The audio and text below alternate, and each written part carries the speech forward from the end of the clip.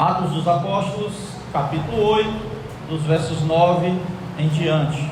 Os irmãos encontraram? Amém. Glória a Deus. Diz assim o texto sagrado: Ora, havia certo homem chamado Simão, que ali praticava a mágica, iludindo o povo de Samaria, insinuando-se ele grande vulto, ao qual todos davam ouvidos, do menor ao maior, dizendo: este homem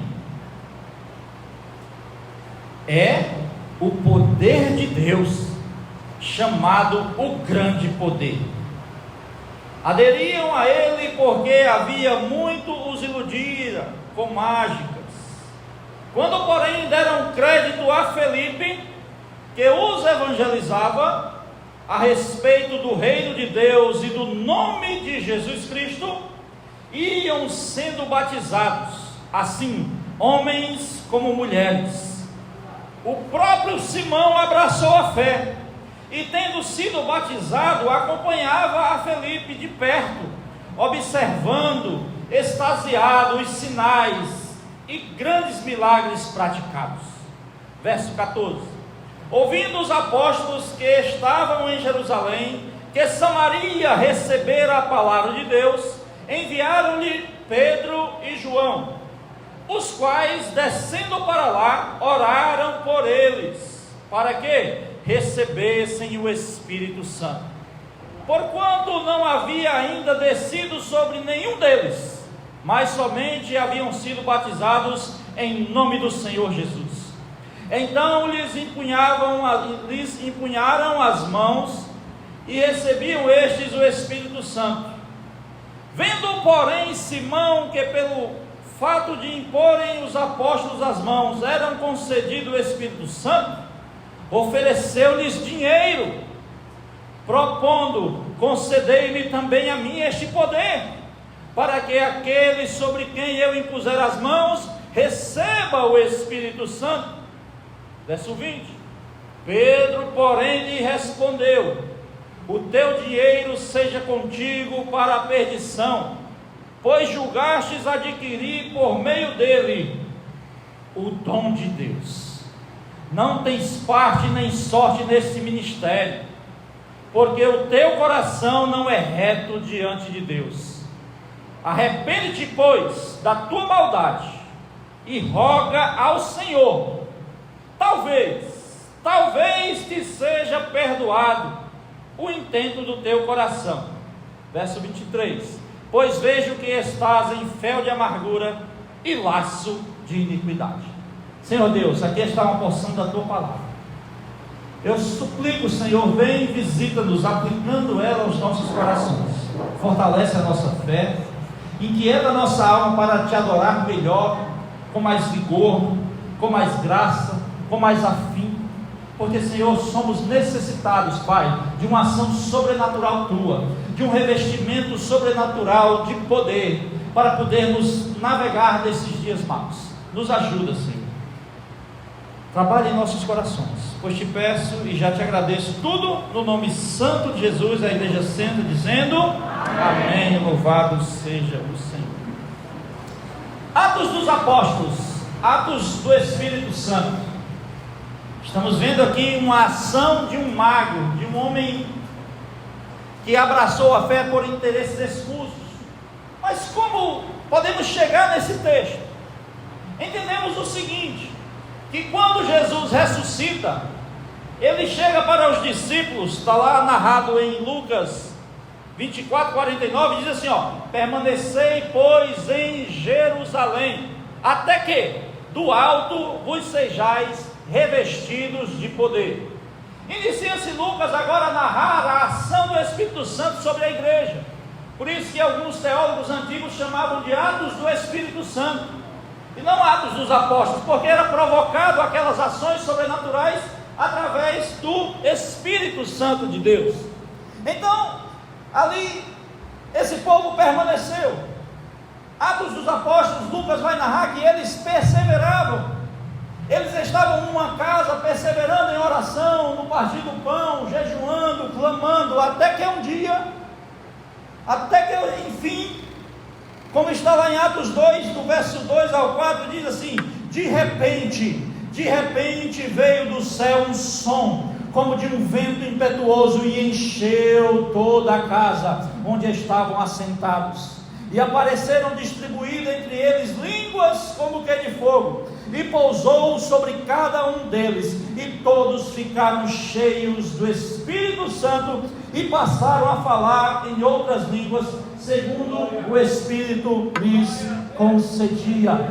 Eles foram cheios do Espírito Santo. Lembra do que Jesus disse: fiquem em Jerusalém até que do alto sejais revestidos do poder. E eles foram revestidos em Atos 2. Então, a partir deste momento, eles já saem das quatro paredes, eles saem daquela casa, eles saem e eles saem dos seus esconderijos, e a eclésia entra em ação, e Pedro se levanta e anuncia o Evangelho. Lembre-se que aquela mensagem que Pedro prega em Atos 2, a partir do verso 14, quando você vai lendo aquela mensagem, chega no verso 41, o texto vai dizer assim: então os que lhe aceitaram a palavra foram batizados, havendo um acréscimo naquele dia de quase 3.000 pessoas. Porque eu digo que a eclésia saiu quando foi cheia do poder, a igreja saiu das quatro paredes quando foi cheia do poder, porque não caberia 3.000 pessoas naquele lugar. Para que 3.000 pessoas crescem no Evangelho em um único dia, eles precisavam estar em um lugar público, eles precisavam estar em meio à multidão. E esse é o chamado de quando somos revestidos de poder. Nós saímos das quatro paredes e falamos do Evangelho, falamos do amor de Deus, falamos daquilo que Cristo fez por nós, para que outras vidas também sejam alcançadas através das nossas vidas. E a igreja saiu, e a eclésia entendeu o seu propósito. E a igreja viu que não é quatro paredes que segura a fé. A igreja entendeu que somos eu e você. Igreja não é templo, igreja não é bandeira, igreja é aqueles que são cheios do Espírito Santo de Deus. E nós precisamos fazer o nosso íntimo. Então, com isso, com essas quase 3.000 almas batizadas, a fama chegou, o poder chegou, a manifestação chegou, e com isso a inveja também chegou. E essa fama gerou uma perseguição. E dentro dessa perseguição vai ser narrado aqui, antes desse texto, a morte de Estevão. Lembrando que eles, cheios do poder, Pedro e João vão adorar no templo, curam aquele coxo, e a sua fama espalha-se ainda mais, porque além de ser um grande pregador, um homem usado por Deus ao ponto de convencer os homens, agora era um homem cheio do Espírito, usado para curar pessoas que eram paralíticas há muitos e muitos anos. E isso fazia com que o Evangelho crescesse, com que esse Evangelho que Jesus disse que era poder de Deus, aparecesse e fosse vivenciado no meio da igreja. E isso ali acontecia, e a igreja ganhava notoriedade, e a perseguição também aumentava. Eles apanharam, eles foram presos. Se você for lendo a sequência de Atos até onde chegamos aqui, diz o texto que todos os apóstolos foram presos de uma só vez. Aí é dito que o Espírito Santo vem, que um anjo vem, que algo sobrenatural acontece, que eles saem do cárcere. Quando amanhece o dia que chamem eles para nós fazermos aqui a reunião e entendermos aqui o que é que eles estão fazendo. Quando o carcereiro chega lá, não encontram eles. Aí vem um desesperado lá fora e diz assim: olhe, esses que estavam presos aqui e foram soltos de uma forma que não entendemos, estão lá fora pregando o Evangelho, pregando a palavra. Eles que tinham sido presos, eles saíram, e ao sair estavam pregando a palavra. Isso é revestimento de poder, isso é autoridade de Deus na vida, isso é um coração rasgando pelo Evangelho. E eles ali estavam firmes, ficaram muito atarefados. Grandes milagres estavam acontecendo. Escolheram alguns diáconos para servir às mesas enquanto eles pregavam. O que é que esses diáconos fizeram? Cheios do Espírito, deixaram de servir às mesas e foram também pregar o Evangelho. Porque é assim que funciona. Nós não podemos segurar aqueles que são cheios do Espírito. A igreja não consegue reter, as funções dos cargos não conseguem reter, quando o chamado arde o seu coração para fazer a obra de Deus. E aqueles homens saíram, e ali foram, e Estevão levantou-se uma grande voz em Jerusalém, falou de uma maneira bela, está narrado no capítulo 7 de Atos. Estevão, como diz no capítulo 6 de Atos, Estevão, cheio da graça e poder, fazia prodígios e grandes sinais entre o povo. Tamanho era usado por Deus. Mas Estevão prega a palavra. E no final do capítulo 7, no verso 59, diz que ele foi apedrejado e viu os céus abertos e o Senhor recebendo de pé. Estevão cai. Quando Estevão cai, a narrativa continua e a história continua. Pensando eles que iria parar, pensando eles que o povo iria retrair, não era mais açoites, agora era o que? Era morte de apedrejamento, uma condenação judaica, de aquele que tinha sido apedrejado por heresia. Mas a igreja não parou e a igreja continuou avançando, sabe por quê? Porque a Bíblia diz que as portas do inferno não prevalecerão sobre a igreja de Deus. E eles avançaram. Chegamos no capítulo 8. No capítulo 8 diz, no verso 3, que Paulo, Saulo de Tarso, porém, assolava a igreja, entrando pelas casas e arrastando homens e mulheres e encerrando no cárcere. Quando matam Estevão, a perseguição aumenta. Não é agora só inveja, eles começam a perseguir de uma forma mais real, mais vívida. Aquele Saulo que estava só assistindo ao apedrejamento de Estevão, agora é narrado no verso 3 do capítulo 8, que ele agora estava invadindo as casas, arrastando aqueles homens e mulheres para o cárcere, açoitando e os até matando. Em alguns casos eles morriam. Por isso que Paulo é considerado assassino, é chamado de assassino pelos crentes, pelos cristãos. Por isso que ele foi rejeitado quando chegou em Jerusalém após ser salvo. Então nós vemos que essa perseguição aumenta, e por essa perseguição aumentar, o Evangelho se espalhou por todo o mundo. Quando a perseguição em Jerusalém aumentou, eles se espalharam. Aqueles que outrora só pregavam em Jerusalém, porque achavam que era dali que viria o Messias, que é dali que viria o Messias, que o Messias voltaria para ali, que Jesus retornaria ali em Jerusalém. Eles não queriam sair de Jerusalém, eles foram forçados a sair de Jerusalém. Então a perseguição, que foi tão dura, que o espalhou, fez com que o Evangelho chegasse até os confins da terra, chegasse até Russas. Então nós temos que entender que Deus está no controle de todas as coisas. Até aquela grande perseguição que viria, Deus estava no controle dela. Deus está no controle de todas as coisas. Com isso a igreja se espalha. Está lá em Atos 8, verso 4. Entremente, os que foram dispersos iam por todas as partes pregando a palavra.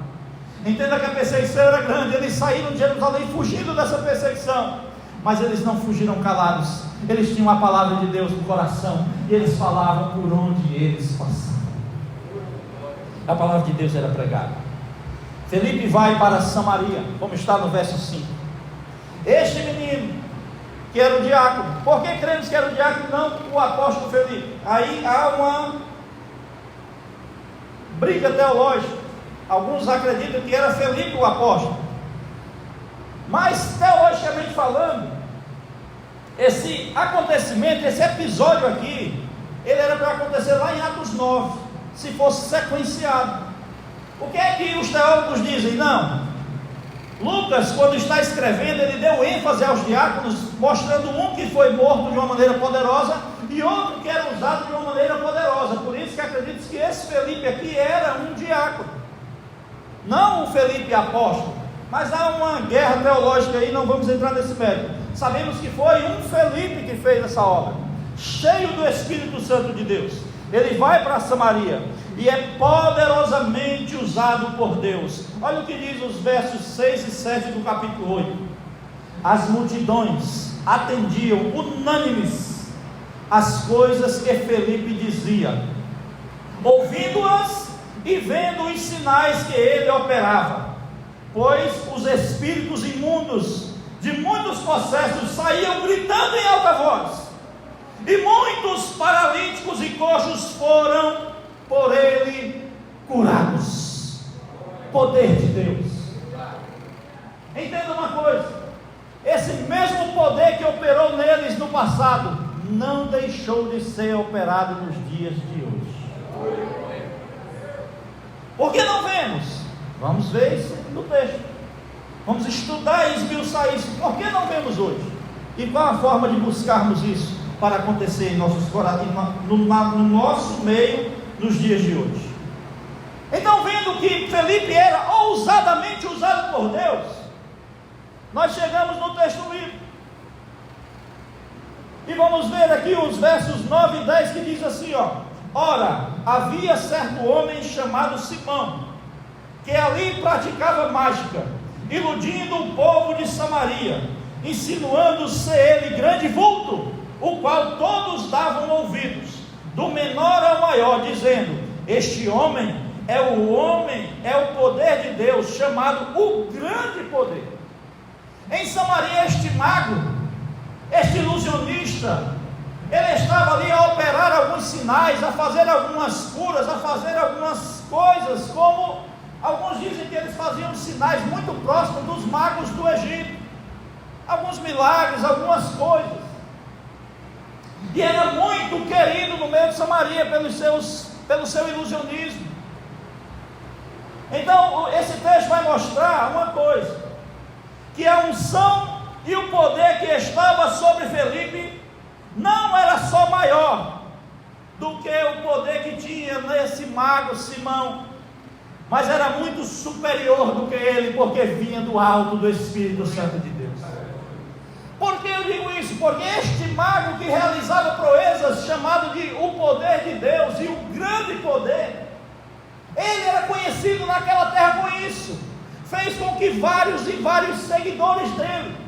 Lembre-se que o texto dizia que do menor ao maior em Samaria respeitava Simão mago, mas quando Felipe chega com o poder de Deus, sinais e maravilhas, este começa a ser reconhecido maior, e começa-se a ofuscar o brilho de Simão, e Simão mago começa a ser envergonhado. Por isso que o texto vai dizer que Simão mago começa a aceitar a Cristo e acompanhar a Filipe, para aprender com Filipe como se fazia realmente verdadeiros sinais e milagres. Esse era o intuito de Simão mago. Simão, o vulto, era um ilusionista que acreditava que tinha grande habilidade na hipnose, manipulação de fogo, de ilusionismo. Ele tinha grande admiração e respeito do povo samaritano, a ponto de ser chamado grande poder. Então Simão mago era muito respeitado e temido. Olha, Justino Marte, um teólogo do século I, ele vai escrever assim do século II, anos 100 ao 167, Justino Marte vai dizer o seguinte, ele menciona sobre Simão mago dizendo o seguinte, que existia uma imagem erigida em homenagem a ele, com a inscrição Simão, o Deus Santo, de tamanha influência que Simão tinha em Samaria. Justino vai falar e escrever que tinha uma imagem erigida, reconhecendo Simão como um homem poderoso. Certo que essa inscrição, acredita-se que era uma imagem de Hércules, o deus grego, da mitologia grega. Mas os seguidores de Simão adotaram como se fosse para ele o Deus Santo. Então, dentro dessa confusão, eu quero lhe dizer que Simão era uma pessoa respeitada em Samaria, mas mesmo assim, ela se dobrou ao Evangelho, ela creu no Evangelho, ela sentiu o impacto do poder do Evangelho, ela sentiu e experimentou o dom celestial. Então este homem, que Hipólito escreve sobre Simão mago no século III, dizendo assim, Simão mago, ele e Pedro, eles tinham grandes embates. Simão mago brigava com Pedro, discutia teologicamente com Pedro, pois Simão se considerava trinitariano, intitulando-se pai para os samaritanos, filho para os judeus e espírito para o mundo.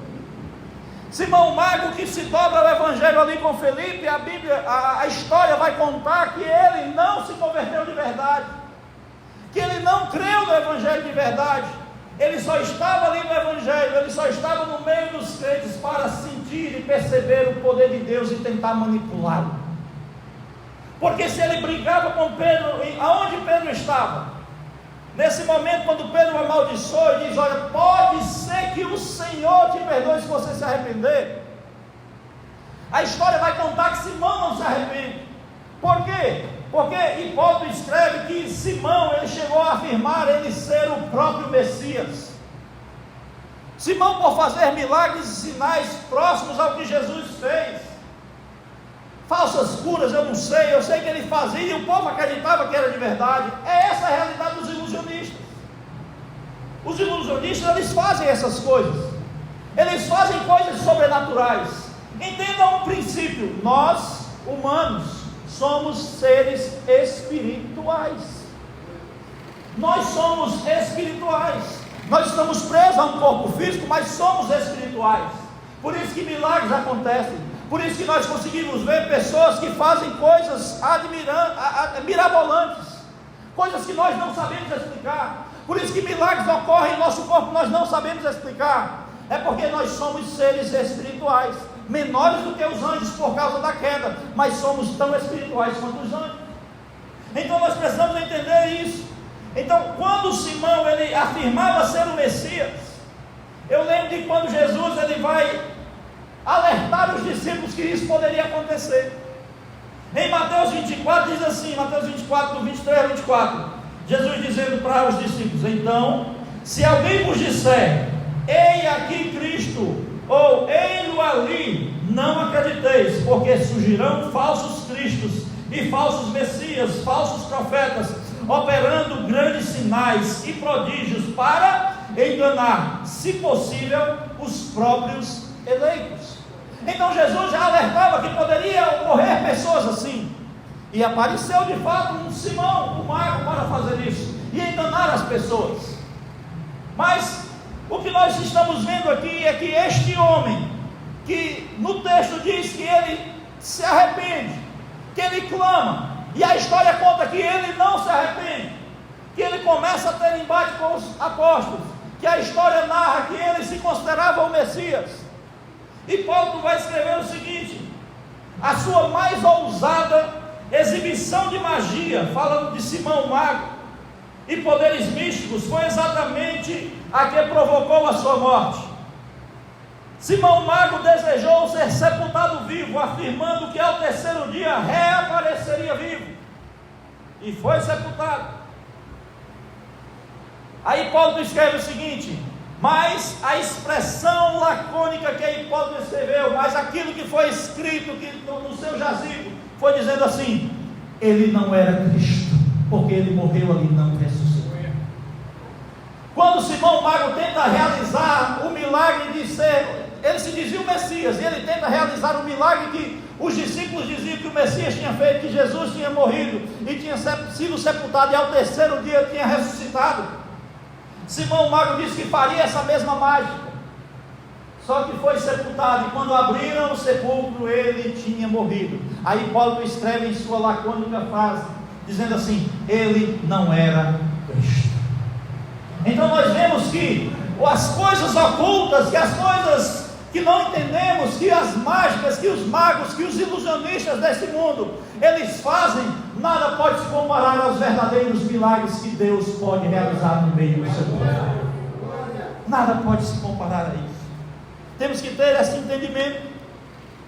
Então, quando Paulo escreve aos Gálatas, no capítulo 6, verso 7, diz assim: não erreis, Deus não se deixe escarnecer, pois tudo que o homem semear, isto também ceifará. E Simão Mago se encontrou com a justiça de Deus. Ele tentou escarnecer o Evangelho e a Cristo, e ele sucumbiu. E muitos outros também tentaram fazer isso e sucumbiram. Mas aqueles que verdadeiramente adoram em espírito e em verdade, esses terão lugar na eternidade com o Senhor. E o ponto é que esse herege gnóstico, o que é gnose? O que é esse gnóstico? Que ele era gnóstico. O gnóstico, a gnose, é aquele que pode alcançar a salvação por meio de conhecimentos secretos. O gnosticismo ensina isso. Não, você vai conhecer algo secreto e você vai encontrar a salvação naquilo. Mentindo. Os gnósticos não acreditavam nas coisas do corpo. Por isso que lá em 1 Coríntios você vai ver uma situação, em capítulo 5 de 1 Coríntios, de um homem que Paulo repreende dizendo: você é pior do que os incrédulos, porque você está querendo ter um relacionamento com a mulher do seu pai. Isso é o gnosticismo entranhado no meio da igreja, porque o gnosticismo ensinava o seguinte: você cuide do seu espírito e o seu corpo faça com ele o que quiser. Então as paixões carnais do corpo, ele estava dando vazão por uma paixão pela esposa do seu pai. Por isso que Paulo vem repreendendo ele, dizendo: você está fazendo coisa pior do que os incrédulos. E aí aconselha a ser expulso da igreja. Depois nós vemos que no 2 Coríntios já tem uma reconciliação. Parece que esse rapaz se arrepende e deixa essas coisas para trás, porque Deus é sempre ávido em perdoar. Mas o ponto é que este herege gnóstico, ele está crendo na fé anunciada por Felipe apenas para obter o benefício dos sinais e milagres. Existem muitas pessoas que não se parecem com Simão Mago, mas querem entrar na igreja, querem entrar à fé, querem adentrar as coisas de Cristo apenas para ver sinais e maravilhas. E esse não foi o chamado de Deus para aqueles que são salvos, não.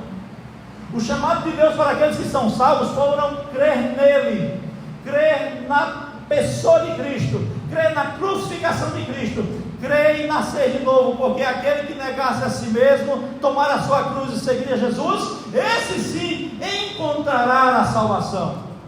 Não os sinais. Os sinais, eles são acrescidos à fé, mas não é fundamento de fé. Fundamento de fé é crer em Cristo Jesus e este crucificado. Então ele queria só esses benefícios dos sinais, como está em Atos 8,13. O próprio Simão abraçou a fé e, tendo sido batizado, acompanhava a Felipe de perto, observando extasiado os sinais e grandes milagres praticados. Ele tinha um interesse, ele abraçou a fé por um interesse, ele até foi batizado por um interesse. Você quer entender esse mistério? A salvação é pela fé somente, mas a confirmação da salvação é no batismo. Se você creu no Senhor Jesus, você foi salvo. Mas se você não foi batizado nas águas, se apresse, porque você tem essa obrigação. Crer, aquele que crê e for batizado será salvo. Aí você diz assim: irmão, mas o ladrão da cruz não foi batizado. Aí é diferente, no leito de morte é diferente. Se você pregar o evangelho para uma pessoa que está no leito de morte, ela não tem necessidade de ser batizada. Mas se você não estiver no leito de morte, está negligenciando o batismo, você corra para se batizar, porque você está pondo em risco a salvação que Deus te deu. Crer e ser batizado. Aqui nós vemos que esse Simão até batizado foi. Ele diz assim: não, eu estou arrependido, eu sou da igreja, eu pertenço à igreja, com as suas palavras, mas o seu coração não tinha isso. E o nosso Deus que vê o nosso coração sabe de todas as coisas, irmãos. Nós não podemos ser parecidos com este homem, com este Simão Sirineu. Ele desejava os dons para benefício pessoal, a ponto de desejar comprar por dinheiro, como está no verso 18. E Paulo nos orienta, irmãos, a buscar os dons. E é esse o ponto que eu quero abordar nessa noite. Não buscar os dons como Simão o Mago, para interesse próprio, para mostrar que tem poder, para mostrar que é usado por Deus, para mostrar que é maior na congregação, para mostrar que Deus te usa, que é um homem de Deus, que é uma mulher de Deus. Não, mas buscar os dons espirituais, porque é uma necessidade da igreja. Nós precisamos buscar. E Paulo, quando escreve lá em 1 Coríntios 14, no verso 1, diz assim: segui o amor e procurai com zelo os melhores dons espirituais. Os dons espirituais estão aqui para ser distribuídos no meio da igreja. É uma necessidade da igreja. Aqueles homens, eles ficaram na congregação até que do alto fosse revestido de poder. Que revestimento foi esse? A distribuição dos dons espirituais. Nós somos seres espirituais e temos a necessidade desses dons espirituais. Para quê? Para avançarmos nesse mundo tenebroso, para avançarmos nesse mundo perdido, para avançarmos nesse mundo caótico, para trazer e aumentar a fé, edificar a fé uns dos outros, quando Deus opera com poder no meio da igreja. Quando Deus opera com poder no meio de nós, nós temos a fé edificada. Quando nós temos testemunhos de curas, milagres, sinais e maravilhas, de libertação, nós temos a fé edificada. Então é uma necessidade para a igreja avançar, é uma necessidade para crescermos espiritualmente. Nós precisamos dos dons espirituais. Essa é uma necessidade. Se nós não estamos buscando, algo está errado. Algo está errado em nós. Se não estamos desejando os dons espirituais, algo está errado em nós. E o que é? A carne está dominando o espírito. As coisas desta terra estão envolvendo-nos de uma forma tão poderosa e tão gritante, que está cobrindo o espírito, que está cobrindo a nossa fé, que está minando a nossa fé. E se nós permanecermos deixando a carne cobrir o nosso espírito, nós podemos entrar naqueles que o amor de muitos esfriaria. Nós podemos entrar naquele muitos, nos tornar parte dos muitos que serão frios. Mas temos esse chamado para buscar os melhores dons. Paulo escreve sobre os dons aos coríntios por causa da soberba dos coríntios. Você percebe que Paulo ele dedica 2 capítulos para os dons espirituais aos coríntios. Por que isso?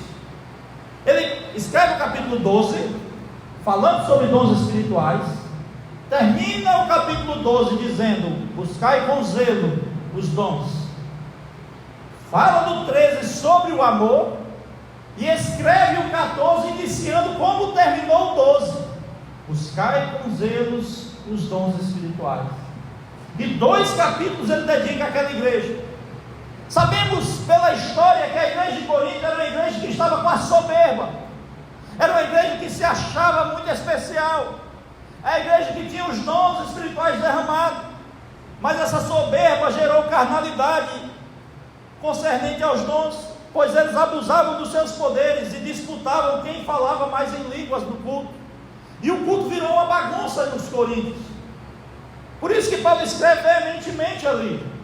Champlin, quando vai falar sobre isso que Paulo escreveu, sobre os dons espirituais, o teólogo PhD Champlin diz o seguinte, escrevendo sobre esse assunto, ele fala o seguinte: é bem provável que, no frenesi da emotividade, as pessoas com frequência entram num estágio de transe, e nessa condição ficam sujeitas à influência de certos espíritos, e não apenas do Espírito Santo.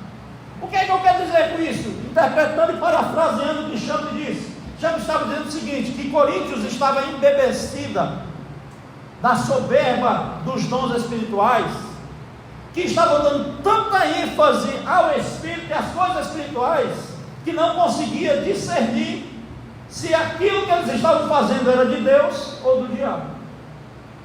É possível? É. Se você, não sei se aqui já teve alguém que participou de cultos afros, de macumba, de magia negra, de qualquer outras reuniões, aquelas reuniões têm altas manifestações espirituais, de coisas que você não entende, de força descomunal, de algumas curas que você não consegue explicar, que não é feito, que não é inventado, que aconteceu. Por quê? Porque, como eu te disse antes, nós somos seres espirituais. E o próprio Jesus disse que poderia vir alguém e realizaria sinais e milagres e coisas grandes. Não foi que nós lemos que ele fala para os discípulos e dizia que eram Cristo e eram falsos? Então pode acontecer, porque somos espirituais. Qual é o alerta para nós hoje? É que nós busquemos o Espírito Santo de Deus com diligência, com zelo, como ele explica: buscai com zelo os dons. Buscai os dons por ser uma necessidade da igreja. Sabemos que é maravilhoso o contato sobrenatural com essas experiências místicas. Sabemos disso. curas, profecias verdadeiras, falar em línguas, todas as manifestações dessa natureza são maravilhosas e precisam ser buscadas. Mas como ser buscadas? De que forma temos que buscar? Temos que buscar com humildade de espírito. Temos que buscar entendendo que o nosso Deus, Ele quer dar os dons espirituais, mas não para a nossa vaidade, mas não para nos amostrarmos, mas não para nos apresentarmos, mas não para nos tornarmos o cara, a mulher, aquele que é conhecido, não. Os dons espirituais precisam ser distribuídos, mas para a edificação da igreja. Se você quer buscar dom espiritual, busque, mas no seu coração o pedido seja: Senhor, eu quero ajudar a minha igreja, eu quero ajudar a tua igreja, eu quero servir a tua noiva, eu quero esse dom para servir a tua noiva, é para isso que eu quero o dom, e não para eu me tornar a pessoa conhecida e referenciada na minha igreja. Muitos pedem e não recebem, porque a Bíblia diz que pedem mal, é isso, porque Deus sabe o que está no nosso coração, Deus sabe da nossa personalidade. Imagina aqui Deus usando sempre o mesmo irmão para curar, e aí a quantidade de enfermos que viria, e ele começaria a se sentir especial. Nós temos que entender que não é assim que deve funcionar o reino de Deus. Paulo vai explicar no capítulo 14 de 1 Coríntios que nós somos um corpo, e todos nós temos funções especiais nesse corpo, e esse corpo é o corpo de Cristo, é a igreja, que o cabeça é Cristo, esse corpo é a igreja e o cabeça é Cristo, e nós precisamos entender a nossa função nessa igreja, nesse corpo, e entendendo essa função, buscar os melhores dons para exercer essa função no corpo. Se você entender isso, você vai ver e perceber um crescimento espiritual na sua vida, que nos fortalece, que faz a igreja crescer, que faz a igreja se unir, que faz a igreja avançar, que faz o poder de Deus operar no meio da igreja.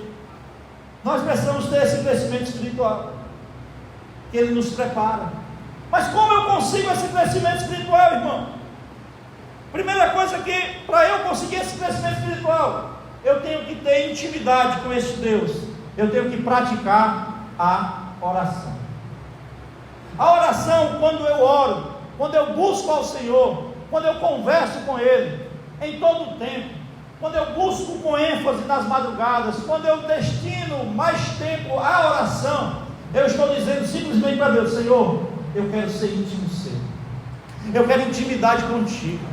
A oração não é para você obter todas as respostas, a oração não é só para você receber aquilo que você está pedindo na oração e testemunhar, não. A oração e o prazer na oração, você está simplesmente dizendo para o Deus que o salvou, que você quer intimidade com Ele. Senhor, eu quero ser íntimo seu. Então, crescimento espiritual tem que haver oração. Para ter crescimento espiritual e nós alcançarmos os dons espirituais, nós precisamos de meditação. O que é meditação? É aquela dos orientais, que viram ali, cruzam as pernas e ficam pensando no nada? Não. A meditação que nós falamos é buscar conhecer o Deus pela sua palavra, é amar a palavra de Deus, é conhecê-la, é querer conhecer a Deus através do que Ele revelou na sua palavra. Isso vai fazer você orando ter intimidade com Ele, você meditando ter conhecimento de Deus. Para quê? Para fortalecer a sua oração. Quanto mais você conhece o que Deus revela na palavra, mais você consegue ter intimidade com esse Deus nas orações. Isso faz diferença. Outra forma de ter um crescimento espiritual e alcançar os dons: treinamento do intelecto. O que é isso? Treinamento do intelecto nada mais é do que estudar o dom ao qual você está buscando. Paulo disse: buscai com zelo os melhores dons. Na orientação dele, ele fala por duas vezes. Ele fala no final do 12 e fala no início do 14, falando do amor no meio. Explicaremos já sobre o amor. Então eu entendo que eu preciso buscar. Então eu preciso buscar o dom. Então eu não vou chegar para Deus e dizer: Senhor, me dê todos os dons. Não. Eu vou pedir um dom. Senhor, eu preciso desse dom. Justificar na oração por que esse dom. E treinamento intelecto é o que? É pesquisar sobre as ações deste dom. Irmãos, eu quero o dom da palavra. Como é que eu posso obter o dom da palavra? Estudando. Eu não conheço ninguém que tenha o dom da palavra que não tem leitura, que não dedica horas na leitura, que não lê 30, 40, 50 livros por ano, que não lê a Bíblia toda, que nunca leu a Bíblia toda. Como você pode ter o dom da palavra se você não lê a palavra? E é assim todos os outros dons. Se você deseja um dom espiritual para ajudar a igreja a avançar, para fazer a igreja crescer, você precisa estudar sobre esse dom, saber como funciona, saber como esse dom foi realizado através da narrativa da palavra de Deus, como foi usado aqui, como foi que abordou, como foi que expulsou o espírito imundo, como foi que aconteceu isso. Dom de discernimento de espírito é um dom altamente necessário para a igreja. As pessoas entram endemoniadas, saem endemoniadas e a gente não consegue discernir. Por quê? Porque não buscamos o dom de discernimento de espírito. Agora eu aviso e alerto: quem tem o dom de discernimento de espírito diz, todos eles que têm, que eles veem no mundo do espírito. Então, se você tem medo de ver alma, não peça o dom de discernimento de espírito.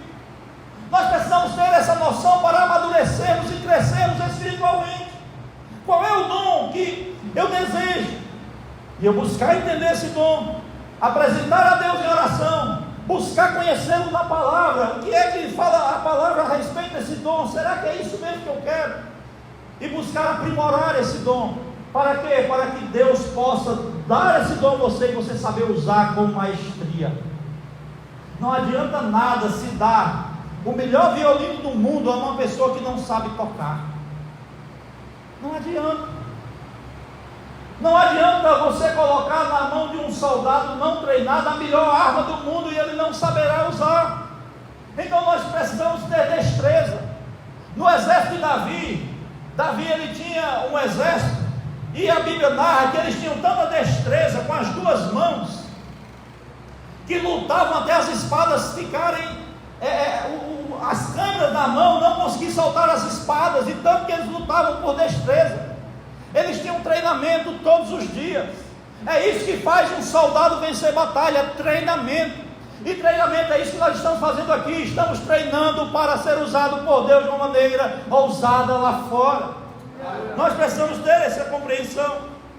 Então nós precisamos de oração, de meditação, de treinamento, saber qual dom eu preciso e buscar ele, treinar e conhecê-lo. E a quarta lei é viver a lei do amor. É saber que o dom que é dado é para a utilização e edificação da noiva, como está lá em Efésios 4. Depois você anota e lê em casa, porque é o capítulo inteiro falando sobre isso.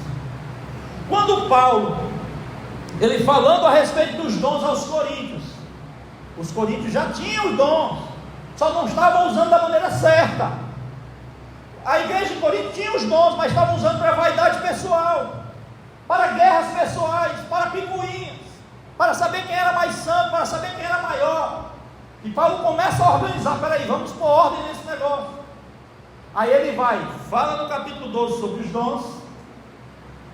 Entre o 12 e o 14, ele mete um poema sobre o amor.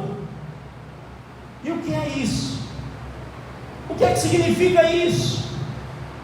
Falar sobre esse amor, trazer esse adendo no meio. Paulo está ali dizendo para nós: só quem ama entende que buscar os dons é uma necessidade urgente para uma geração morna na fé. Nós precisamos buscar o dom porque nós amamos a igreja. Era isso que Paulo estava dizendo.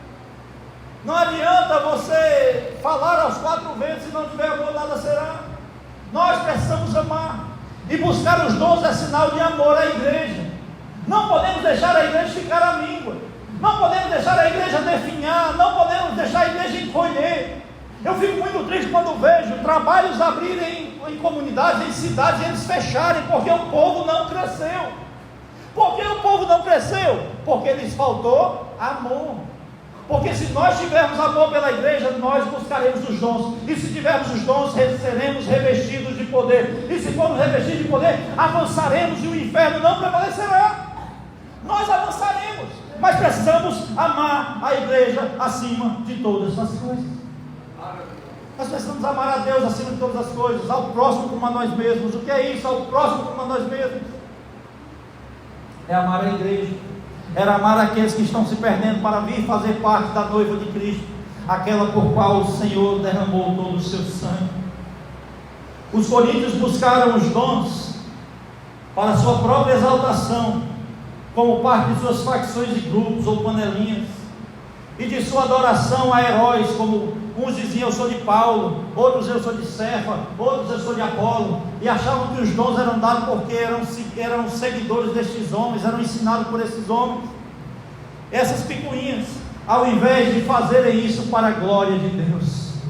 Se você buscar um dom, entenda, você precisa fazer para a glória de Deus.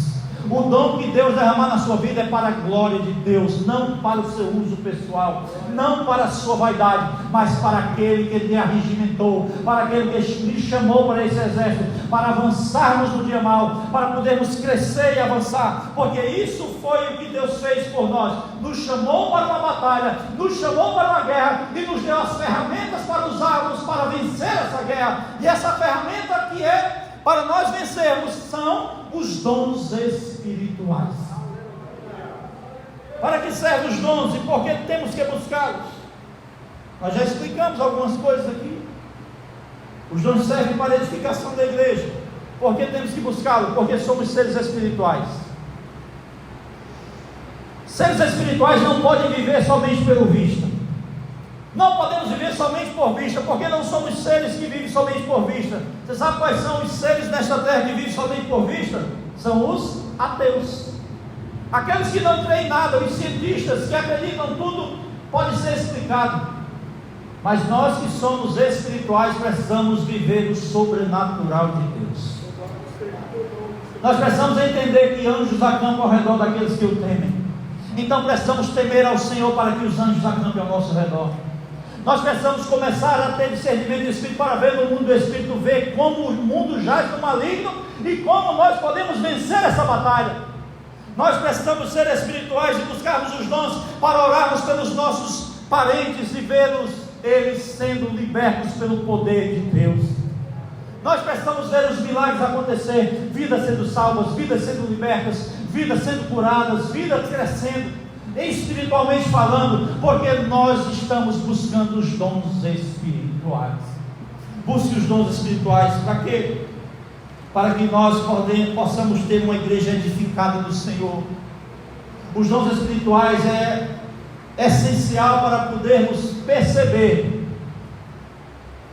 o Senhor Jesus passeando no meio da igreja, para podermos perceber o Espírito Santo agindo em cada coração e derramando proezas, sinais e maravilhas, para podermos perceber que não estamos numa mera religiosidade, batendo um ponto no domingo, vindo aqui porque não temos nada melhor para fazer, mas entendendo que aqui é lugar de adoração, que aqui é lugar de sentir a presença de Deus, que aqui é lugar de nós termos intimidade com Ele, que aqui é lugar de adorarmos a Ele pela palavra, que aqui é lugar de sentirmos o poder dEle e a liberação de poder em nossas vidas, porque o Espírito Santo, por fim, tocou em nossos corações. Nós precisamos disso, desses dons espirituais. Para quê? Para que os mesmos restaurem-nos a esperança e a promessa de sua vinda. Nós precisamos ter a promessa da vinda de Cristo muito bem alicerçada em nossa mente. A nossa mente precisa estar ávida a perceber o que o Senhor fez por nós e fará quando Ele retornar. Então nós precisamos ter essa percepção dos dons de Deus. E eu gostaria de encerrar e pedir para que vocês coloquem-se de pé, para nós entrarmos e partirmos para o encerramento de por que temos que buscar os dons de Deus. Glória a Deus. Precisamos buscar os dons de Deus porque é uma necessidade da igreja. Aprendemos isso. Precisamos buscar os dons de Deus porque isso nos edifica espiritualmente. Já percebemos isso. Precisamos buscar os dons de Deus para que a esperança dele seja em nós aumentada. E o texto que podemos usar para isso está em Mateus 25, 34, quando ele está falando ali de que um rei vai vir, e aí ele diz o seguinte, que este rei vai chamar os seus súditos, vai chamar os seus seguidores, vai chamar os seus servos. E aí Jesus falando sobre esse exemplo diz assim, capítulo 25 de Mateus, verso 34, quando o Senhor vai chamar os seus súditos, diz assim para eles: vinde benditos de meu Pai, entrai na posse do reino que vos está preparada desde a fundação do mundo. Essa é a nossa esperança, é ser chamado pelo nosso Rei, para estarmos com Ele para todo o sempre. Busquemos esses dons espirituais, nos fortaleçamos no Senhor, para sentirmos a sua presença, para saber que Ele ainda reina entre nós, e para saber que o poder de Deus pode ainda ser derramado no meio da sua igreja. Então, entendendo isso, eu gostaria de orar por nós. Curva sua cabeça e vamos clamar ao Senhor. Pai querido, santo, eterno e justo, entendemos que o Senhor é Rei de todas as coisas, Criador de tudo, Criador do cosmos, que nos chamou e nos arregimentou para esta obra, Senhor. E eu te peço, não somos merecedores de nada, mas conforme a tua promessa, Senhor, eu clamo a ti, distribui os teus dons para a tua igreja. Derrama, Senhor, dons espirituais aqui. Fala de uma maneira poderosa a corações para buscar esses dons, Senhor, aperfeiçoar os que já têm. Dons de discernimento de espírito, dons de cura, dom de profecia, pregar a palavra de Deus. Dom de profecia é isso, dom de revelação, entender os mistérios de Deus e entregar a tua igreja.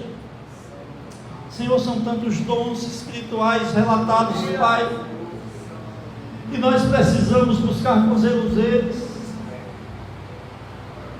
para podermos crescer, meu Pai, no Teu Evangelho, para podermos crescer na Tua santa obra, para podermos avançar com fé, Senhor.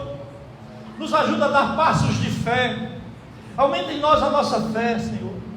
Se aqui, meu Deus, veio filho Teu, filha Tua, Senhor, indecisos, relaxados, fracos, se sentindo até mortos, Pai, eu quero te pedir, Tu és especialista em ressuscitar vidas, Tu és aquele que pode derramar poder em vidas, Tu és o único que pode levantar um exército de ossos sequíssimos e trazer a vida. Se o Senhor pode fazer isso, o Senhor pode fazer aqueles que dormem na Tua casa, Senhor. Desperta, meu Deus, desperta os Teus filhos para esta obra augusta e maiúscula. Russas precisa conhecer o Teu Evangelho, Russas precisa se dobrar para esse Cristo maravilhoso. Multidões podem te servir e te adorar através desses Teus filhos, Senhor, que aqui estão, que eles se tornem arautos Teus, meu Pai, aonde o Senhor os colocar. Usa-os de uma maneira poderosa, usa-os, Senhor, com grande amor e alegria e gozo no Espírito. Levanta homens e mulheres para fazer o Teu ID, Senhor, aqui neste lugar. Distribui os Teus dons para nos fortalecer como igreja. Glória a Deus. Traz a unidade da Tua igreja, da Tua noiva a esta casa, Senhor. Que todos aqui nos unamos, sintamos a dor um do outro e ajudemos um ao outro a progredir. Fortalece-nos, Senhor, para podermos crescer, Pai, na graça e no conhecimento. Que a Tua palavra todos os dias nos ensine, nos exorte, nos oriente, nos guie para mais próximos de Ti. Que o Teu Espírito, Senhor, possa agir em nossa mente para podermos Te buscar mais em oração, em súplica, para podermos ter intimidade contigo, Senhor, e ser capazes de receber esses dons maravilhosos e inefáveis que o Senhor promete se buscarmos. Nos ajuda a buscar, nos ajuda a crer em Ti, de uma maneira, Senhor, que ninguém faça nos duvidar da Tua existência e do Teu chamado. Arde o nosso coração por Ti, Senhor, faz arder. queimando, igual aqueles discípulos no caminho de Emaús, quando o Senhor falava sem se revelar, e eles diziam: o nosso coração arde quando esse homem fala, e depois que eles descobrem que era o Senhor, aí que eles adoram. Ah, meu Deus, precisamos disso, de força e vigor. Precisamos ver essa igreja avançar. Queremos crescer, Senhor, na graça e no conhecimento, mas queremos crescer em humildade, sabendo que é só o Senhor que dá crescimento. Não são estratégias, não são as fórmulas que inventamos, mas é o Teu Espírito, Senhor. É o Teu Espírito que pode dar-nos crescimento. É o poder através do Teu Espírito em nossas vidas. Não são a multidão de nossas palavras que convencerão o pecador, mas é o Teu Espírito que convencerá o pecador através da nossa vida. Não importa a quantidade de palavras que falarmos para Ele, se o Teu Espírito agir, até o Jesus te ama transformará muitos corações. Nos ajuda, Senhor, a testemunhar a fé, a viver uma vida reta na Tua presença. Fortalece os nossos passos, edifica a nossa vida, liberta a nossa alma das prisões que muitas vezes nós mesmos nos colocamos. Tira-nos dos vícios, seja eles digitais ou não, mas que o Senhor nos liberte para podermos amar mais a Tua palavra, te buscar mais e te conhecer mais em oração. Incomoda-nos para isso, Pai, pois viemos te adorar e queremos sair daqui adorando, sabendo que temos a necessidade de ser mais íntimos Teus. Meu Senhor, não queremos ser como Simão Mago, rebelado, querendo comprar as Tuas obras com preço, com dinheiro. Mas, Senhor, queremos ser como Felipe, usados de uma maneira ousada e poderosa pelo Teu Espírito Santo. Queremos Te servir com alegria. Por isso eu Te peço, fortalece em nós a nossa fé, pois tudo Te peço e já Te agradeço, no nome santo de Jesus. A igreja concorda dizendo amém. Louvado seja